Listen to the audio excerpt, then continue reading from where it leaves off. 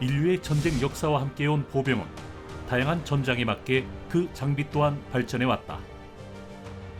특히 로마 중장 보병은 글라디우스와 필름, 방패를 주력으로 삼아 세계를 제패했으며 15세기 유럽에서 등장한 최초의 열병기 화승총은 신분제와 군대 조직을 뒤흔든다. 반면 총의 진화를 따라가지 못한 동아시아는 많은 군대를 보유함에도 점차 유럽에 뒤처지기 시작한다. 동아시아가 총기 발전에 뒤처진 이유는 무엇이며 이 격차는 어떤 변화를 만들어내는지 보병의 변천사 두 번째 이야기 지금 시작합니다. 그 전까지는 심지어 불을 붙여서 시방이었다면 이제는 찰칵 시방 이렇게 하는 훨씬 더 빠른 총기 탄생을 한 거죠. 그렇죠. 이제 이게 보병 기동력에 속도가 붙으니까 전술 혁신이 또 발생하기 시작하는 거죠. 그래서 영국은 1535년이 되면 이제 무기 목록에서 석궁을 폐지하고요. 머스킷 화석 총병을 대량으로 배치를 하게 됩니다. 이게 동서양의 역사를 바꾼 것 중에 하나인데 원인이냐 결과를 떠나서 머스킷은 한중일이 다 못 만들어요. 그러니까 끝까지 그 조총 화승총으로 간단 말이에요. 이게 뭐 때문에 그러냐면 톱니하고 나사를 못 만들어요.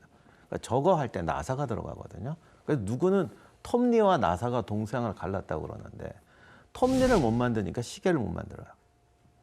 그리고 아까 제가 왜 석궁은 제대로 이렇게 돌린다고 그랬잖아. 결국 누구는 톱니가 동서양을 갈랐다고 그러는데 톱니 장치로 만들어지는 모든 거를 못 만들어요.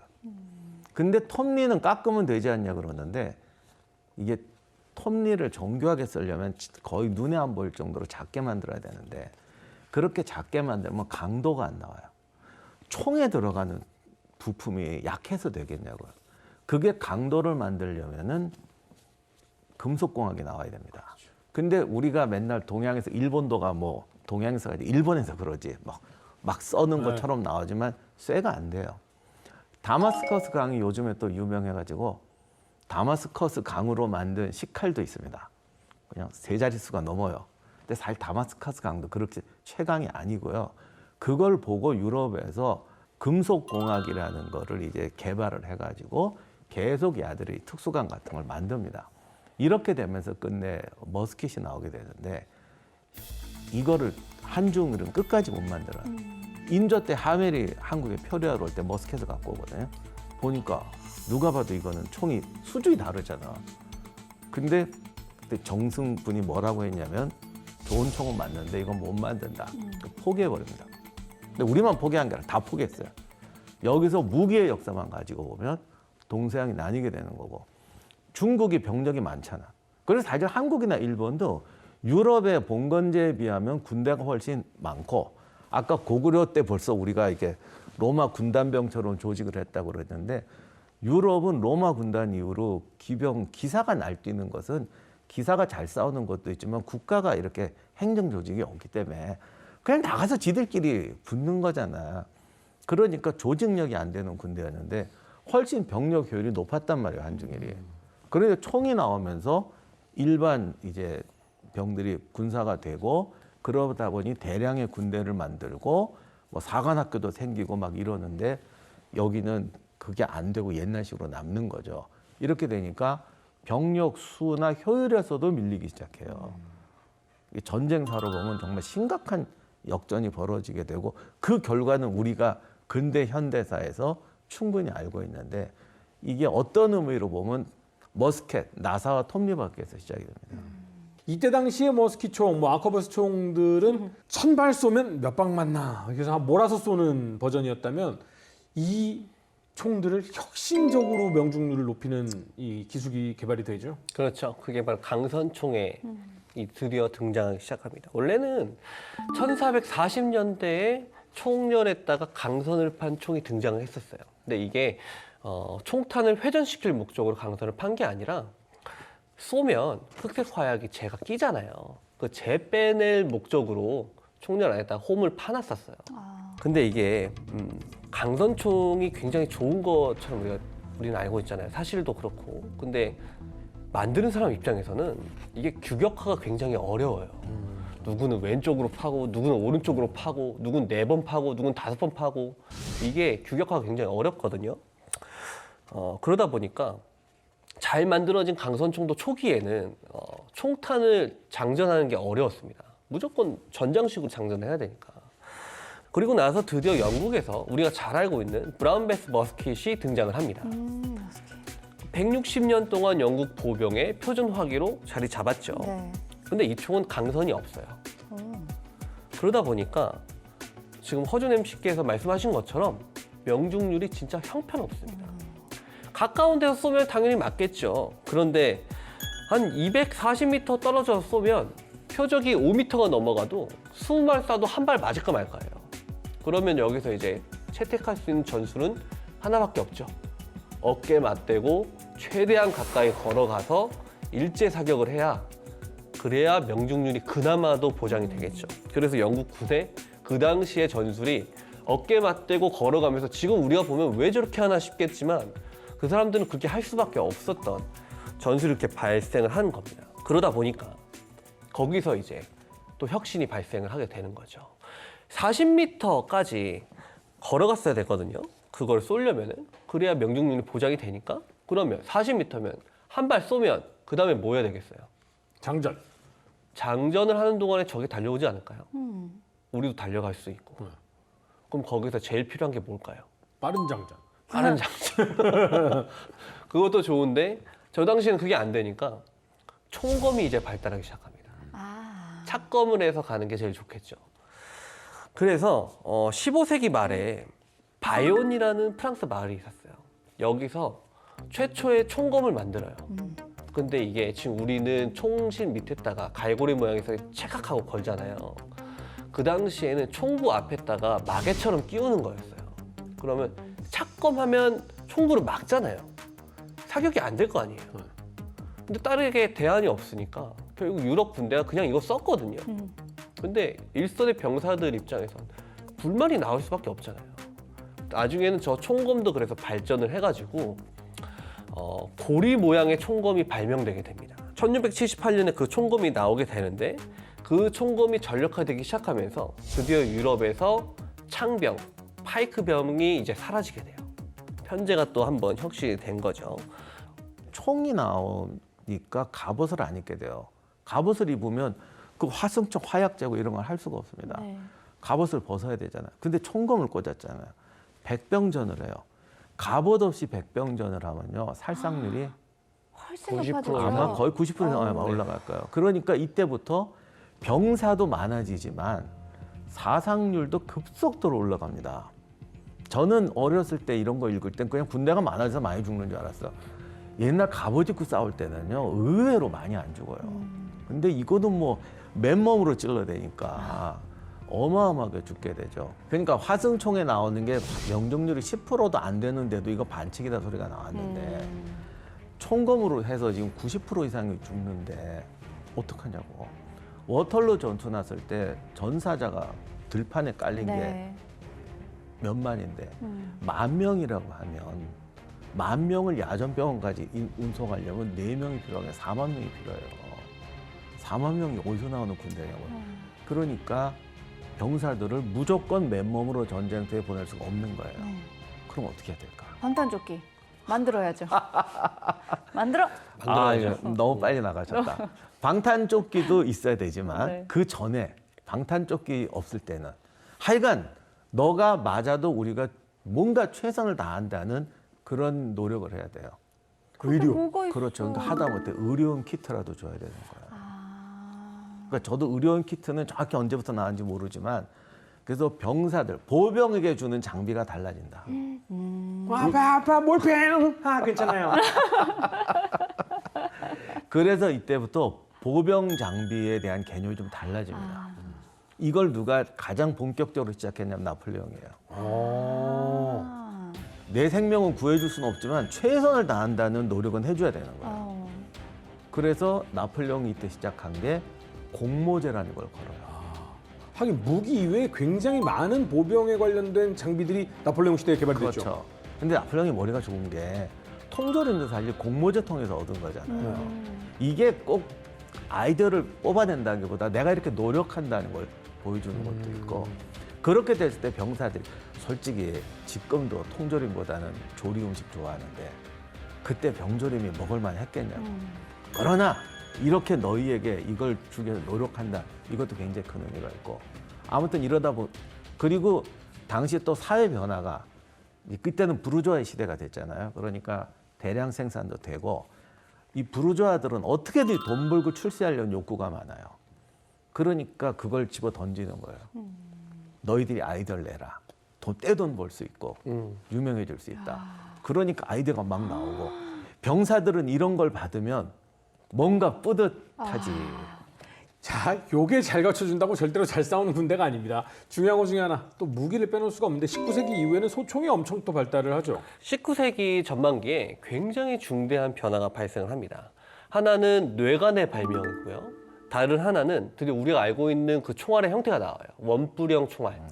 그게 이제 개발이 되기 시작합니다. 1832년에 영국 육군에서 복무하고 있던 노턴 데위라는 사람이 있었거든요.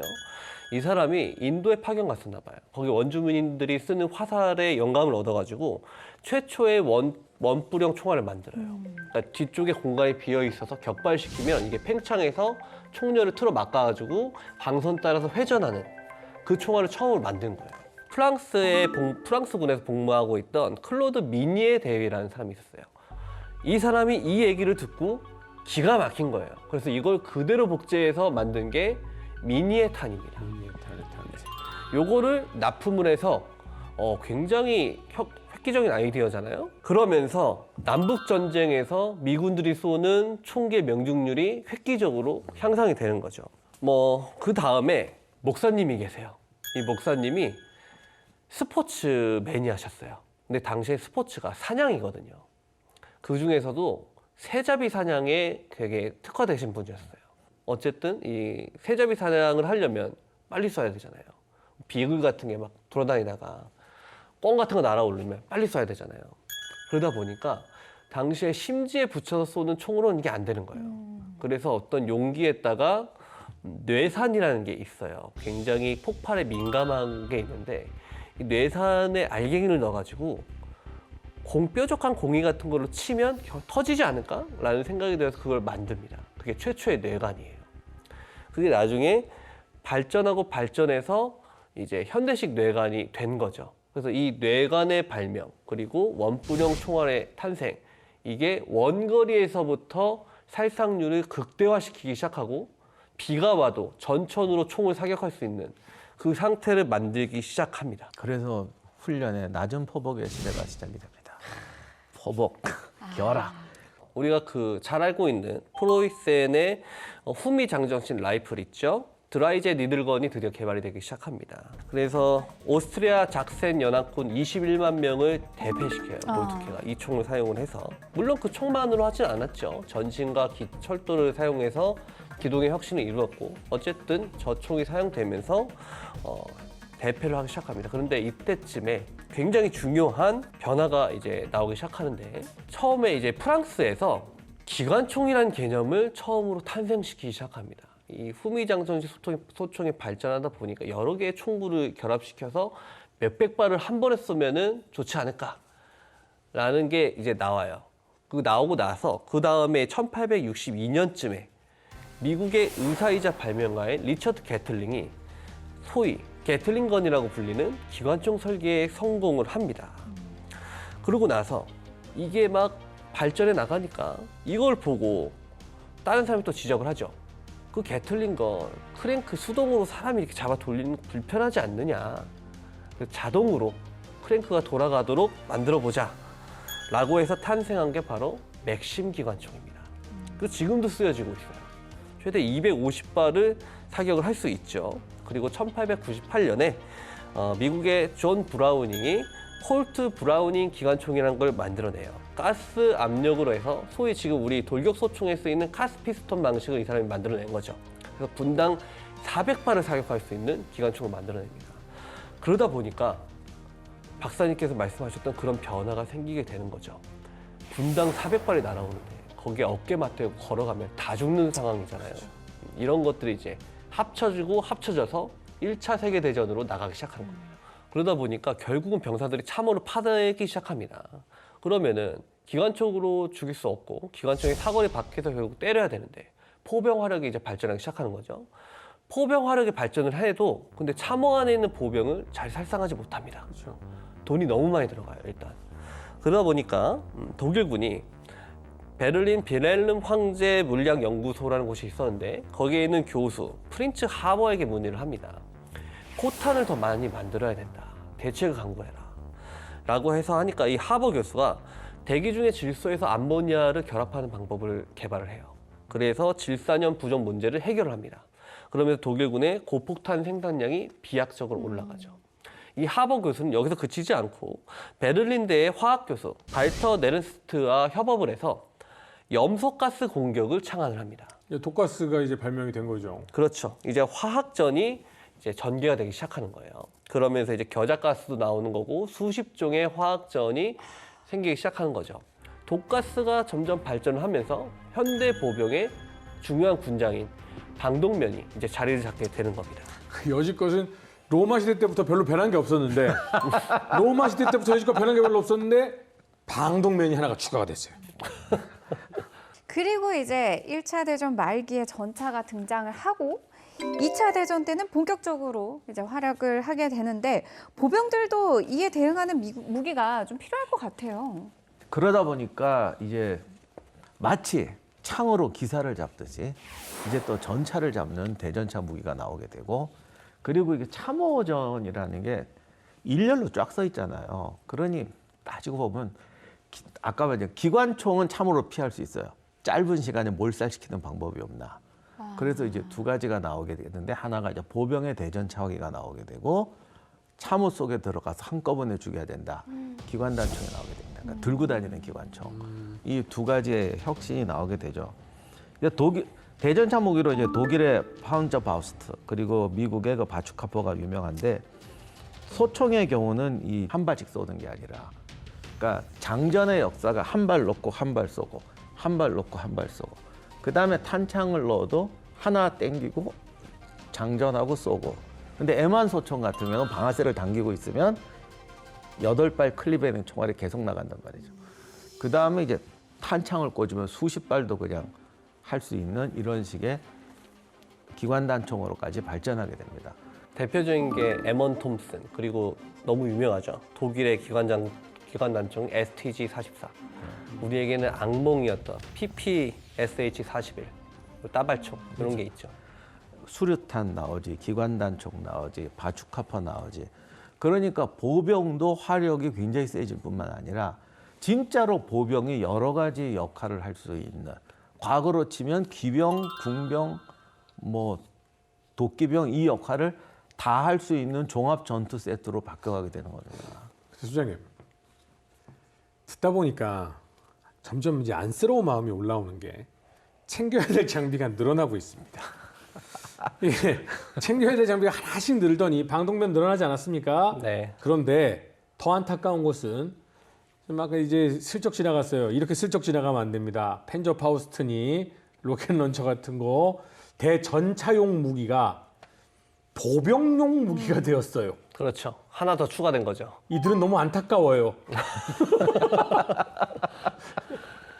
무기가 화력이 좋아지고 보병이 무기 종합 세트가 되고 또 그거를 운용할 수 있는 다양한 장비들을 몸에다 갖추게 되는 거죠. 근데 이렇게 되니까 장비가 너무 많아지잖아요. 네. 저걸 어떻게 다 매냐 그러는데 이게 또 기술이 발달하니까 경량화, 소형화가 되는 거예요.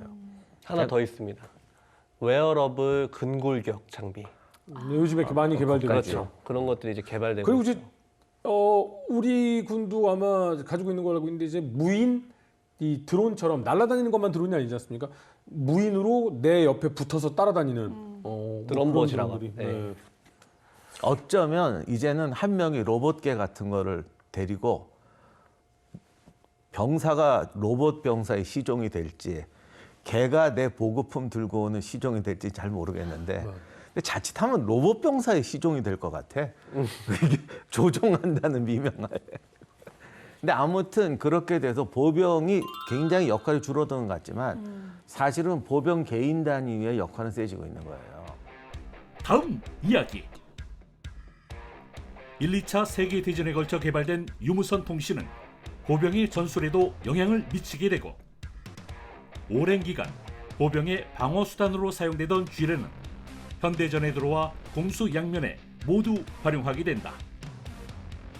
군사 최강 미군의 현재 보병 장비를 통해 본 국군의 발전상부터 신냉전 체제를 구축한 북, 중, 러의 보병 장비와 미래 발전 방향까지 AI와 유무인 체계의 등장 이후 새로운 국면을 맞이한 보병의 변천사 마지막 이야기 많은 시청 바랍니다.